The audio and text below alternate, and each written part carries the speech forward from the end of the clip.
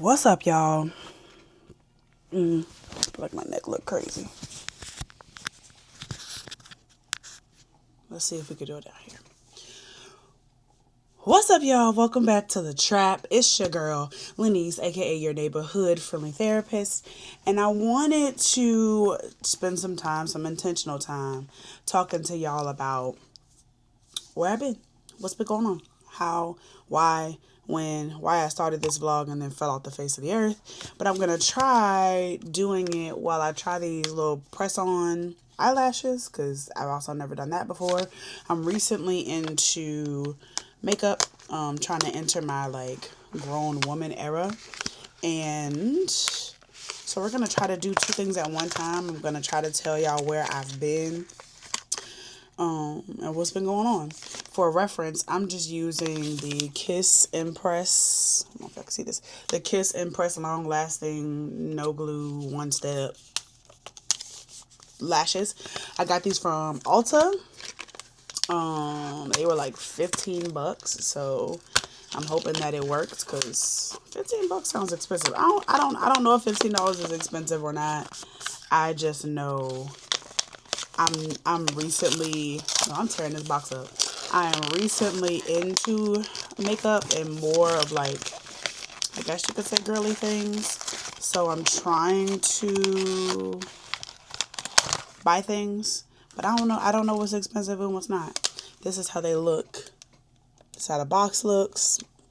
And it's supposed to be like staggered so that you're able to just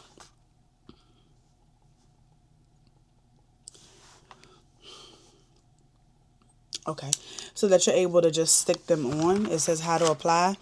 Excuse me. Pluck a cluster from the tray. Place the cluster underneath your natural lash. So we're going to see if this works. I might look a complete and total fool, but we'll see.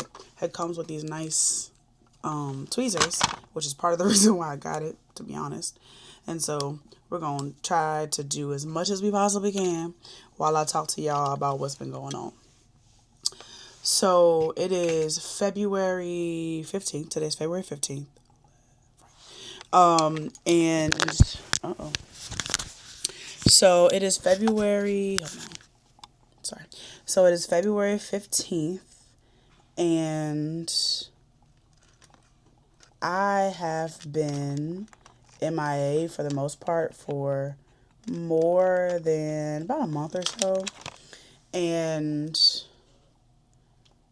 see, what happened was, what honestly happened was, your boy got elected president. That's really what happened. So the inauguration happened, and I thought, I'm trying to figure out how to do this. The inauguration happened, and I thought I was going to be okay, to be honest. I thought, like, okay, we in for another 4 years of whatever. And that's not what happened for me. That's not what happened for me at all. So the inauguration happened, and what actually ended up happening was I spiraled, right? And for those of you that will ask, like, well, what made you spiral? Just everything, the humanity or inhumanity of it all, really, the immediate revocation of people's rights, the immediate repealing of policies. Oh, we might be onto something. The immediate repealing of policies, the immediate revocation of people's rights, just stripping away things really, really quickly hit me really, really hard, really, really fast. So I thought that I was going to be doing okay. I thought, okay, we got another 4 years of this in the White House, right? I'm in the 94%. So I was like, all right, we got another 4 years of this in the White House. Non-ideal, in my opinion, but also, we know our positioning in it. We'll figure out our way through it. And then trans rights got repealed, and there's only two sexes being acknowledged. And then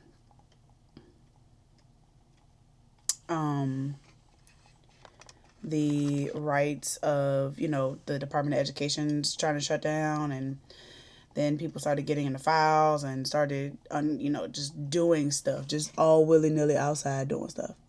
And I did not take it well at all. It just seems like an immediate attack on human rights. And for those of y'all that don't know, I'm a therapist. And so one of my like fundamental beliefs out here in these streets is for the rights of all human beings.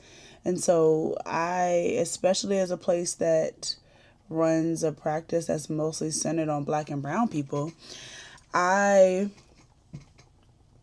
started to just not do well. It felt like an attack on me. It felt like an attack on my family and my friends and, those around me. Like, I have trans friends. I work with trans people. Like, I work with folks who are of color. So for me, it just felt like an immediate attack on people of color. And I did not do well with every time I logged on to social media, I saw something new, something different, something upsetting, right? Sorry if you're in my garage opening. Something that was obviously placed to incite fear. I just did not do well with it.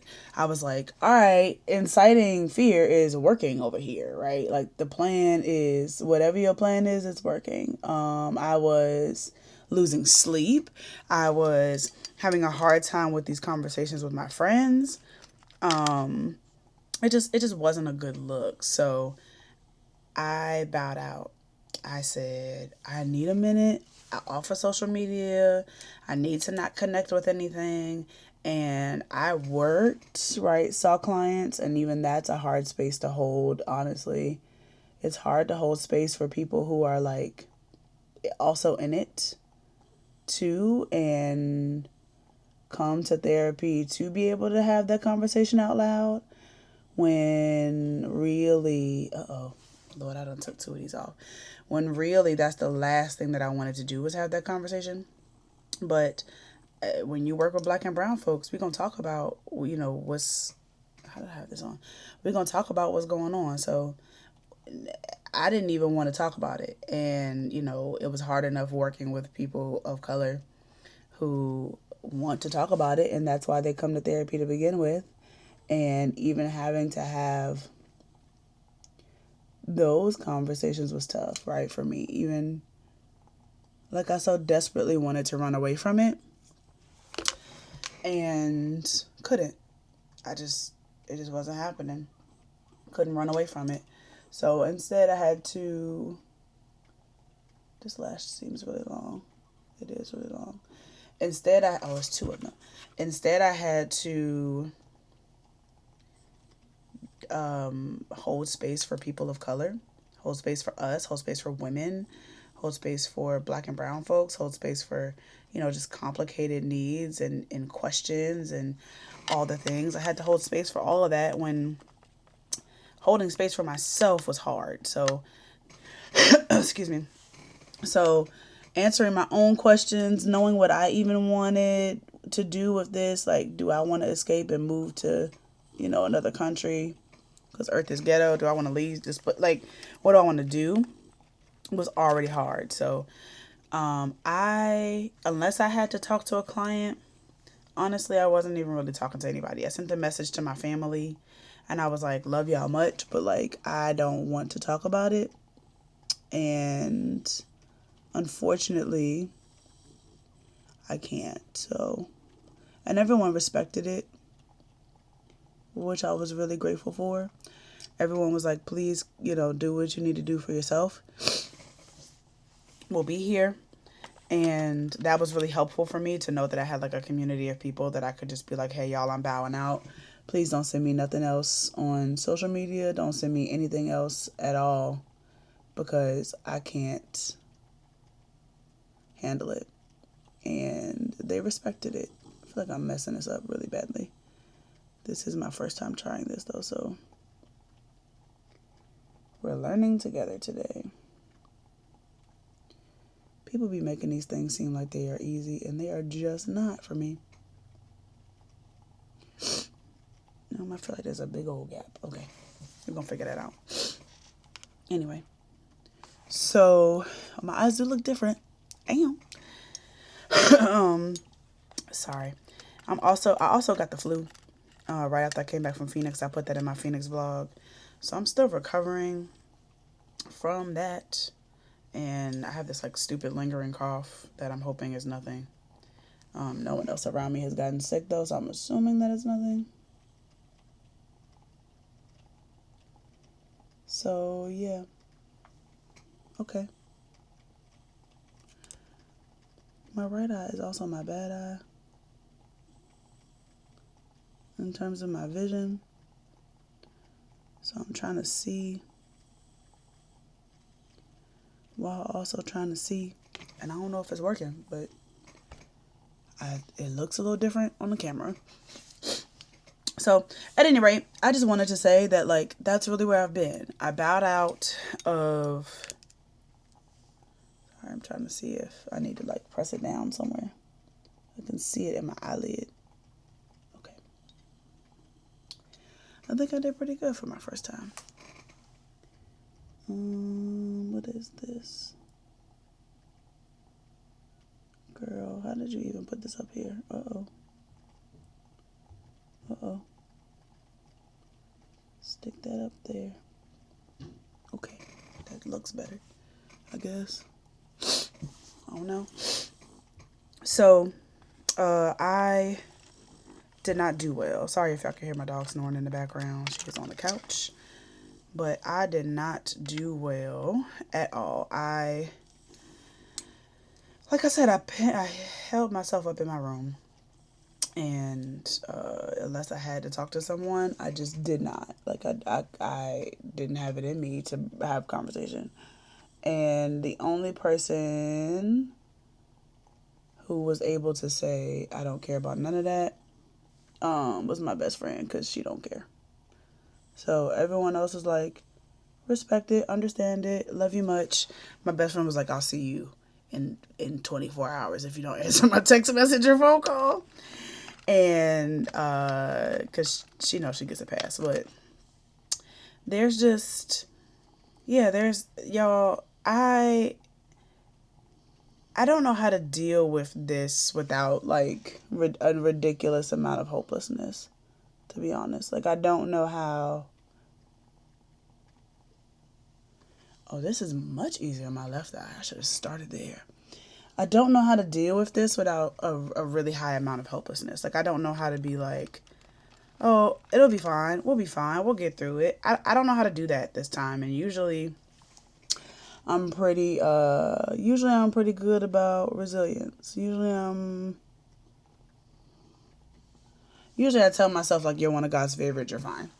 But in this case, I sat down and cried. And cried and cried and cried. And then we got she just got the chill snoring like that. We also got the executive order, fierce tactic scaremongering. We don't know what's going on with that around Medicaid funding. And for those of y'all that don't know, as a therapist, I don't have to, but I provide services for quite a very large population of the clients that I service have Medicaid. The reason is because I don't feel like you can equitably service Black and brown folks without accepting Medicaid. So we do. And that looks so much better on this eye. I got to figure out what's going on with this eye. And so for me, as a result, we are stressed, or I am stressed, that, in all of this, our clients may lose access to care because if you have Medicaid, you may not be able to receive therapy services.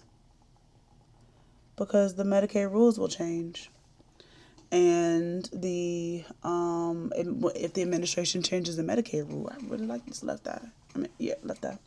If the administration changes the Medicaid rule, then that means that we don't have funding and that we're unable to provide services to people. Like, that's what that means. Oh, girl, child, look at this. I had this thing. I don't know if you can see it. Let me see. I had this thing, crisscross applesauce, just all left to the right. What's going on here? Try to pull these apart. So we are now in the holding pattern or the holding place. Which one of these is longer? Okay. We are now in the holding place where I don't know if our clients will be able to continue therapy services because the administration changes. Excuse me. Because of the administration changes, saying that the program may go away or that it may lose its funding or that it may change how it's, funded, right? So I don't know what that means for the clients that we serve. I don't know what that means. I don't know what any of it means. And it's terrifying to me, to be honest, to not know. I am very worried that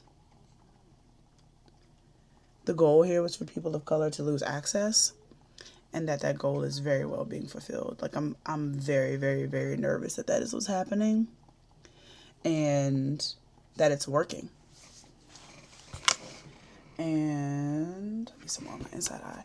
And I don't know what to do with it, to be honest. I don't know what to do because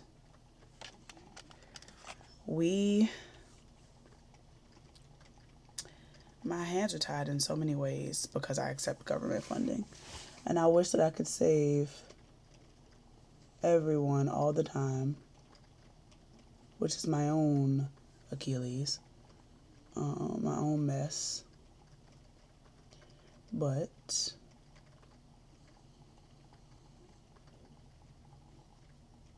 got caught trying to press it down. I don't know what to do, y'all, but that's really all I came on here to say was, while I put these lashes on, it's taking me way, way longer than I thought it was going to take, and this story is repetitive as all heck. I don't know. I don't necessarily know that I know that I don't like not knowing, but none of us know, and so many of the people who I encounter, who I work with, who I consult with, who we see, who we know, other providers in the area. So many of us accept state-based and federal funding that we're also worried about that. I'm worried about trans rights and the rights and freedoms of all human beings. I'm worried about, folks not being able to access healthcare, not being able to bury their loved ones, not being able to be called their loved ones' partners. Like, I'm people are having to go back into the closet. Like, it's really terrifying. It's really, really, really scary.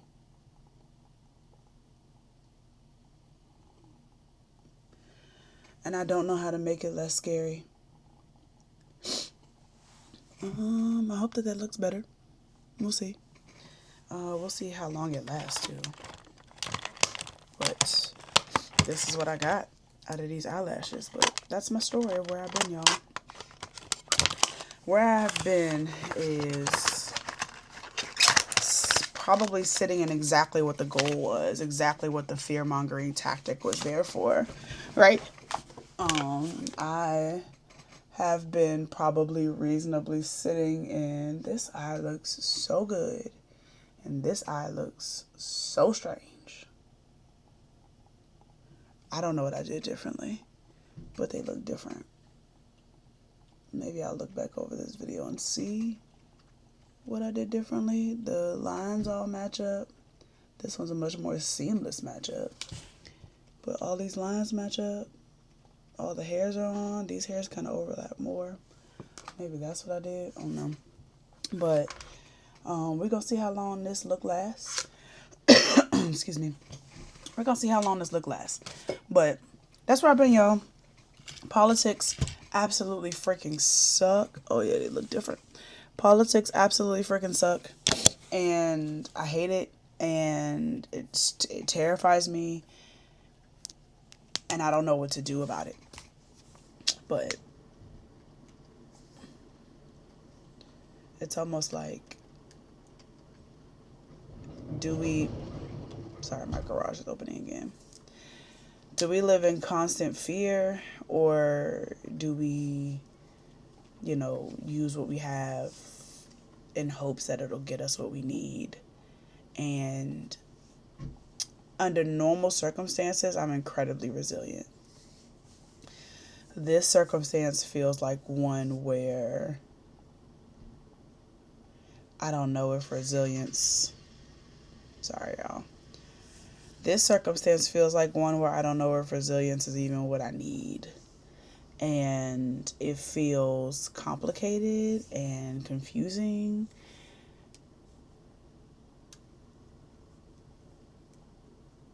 And as a person who genuinely cares about the health and safety and well-being of those around me,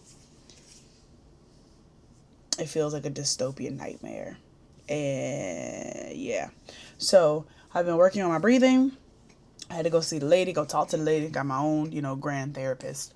So I had to talk to her about it, just like, what am I even, where, when, how are we positioning, what's going on, what's the impending doom, and just, trying to get some normalcy back. I'm still not really on social media heavy like I was, because I'm afraid, honestly, of seeing something that will take me back to that place where I just realized I'm not doing well. And I don't want to go back there. So I've been like strategically only engaging with fun things, and like scrubbing my timeline, my algorithm, and not liking things that come up, or not, like not engaging with posts so that they don't show me any more of them. But I recognize that I have to be involved socially. My my habit, I guess you could say, my toxic trait, isn't that I will isolate from people in relationships when there's conflict, but I will isolate from the world. So I don't necessarily like I'm gonna stand up, we're gonna have this conversation of this conflict, I'm not gonna back down. But I will isolate from the world when things feel too heavy. And sometimes that could be really scary for me and for those my friends and those folks around me who pick up on it, because I'm usually very like in your face, always running around doing things. And when I get to the point where I want to sit in my room for days and not want to come out, and I'm not engaged, I'm not doing anything, then my friends, particularly my best friend, is like, "Hey friend, are you all right? Do I need to call the people? Do I need to tell them you're on the way? Do I need to send out a notice?" And I'm grateful to her for that. Yeah, so that's where I've been, just dealing with the weight and state of the world. And I recognize that people grieve differently. I know that there are some people who every single time I click on their thing on their timeline, it's another policy that's come up, another thing that's happening, another revocation of a bill, or another attempt to block policy, or you see them in the White House with a kid, and all the conversation that's happening around that. And I try my best just not to engage with it, and I'm not trying to be like willfully ignorant, but I'm also trying to keep my brain safe. So that's where I'm at, y'all. I hope that this has been informative.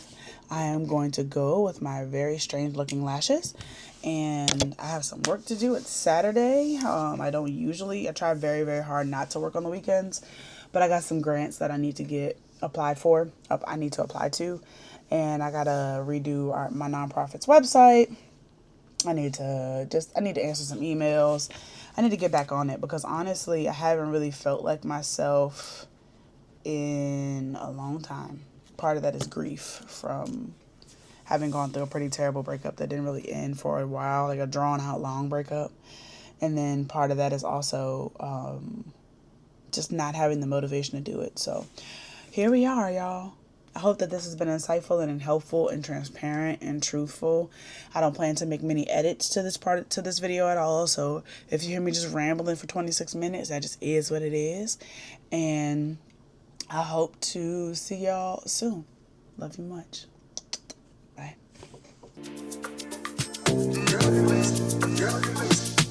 Uh-oh. Uh-oh.